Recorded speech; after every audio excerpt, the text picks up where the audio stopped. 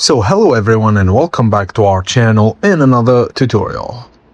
If you need to find a copy of the Form 1040 you're filled through, here's how to find your federal Form 1040 on Turbotax.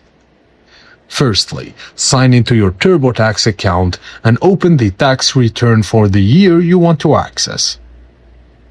Go to Tax Home and look for your completed or filled return. Select your tax returns and documents, then choose the appropriate tax year and look for the option to download or print your return. Now open the downloaded tax return and look for the Form 1040. It should be included with your federal tax documents. If you filed electronically, make sure you're viewing the filed and accepted version of your return. And that's it, you can now find and download the federal Form 1040 you filed through Turbotax.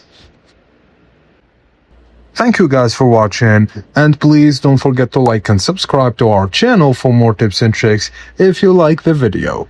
I will see you on the next one.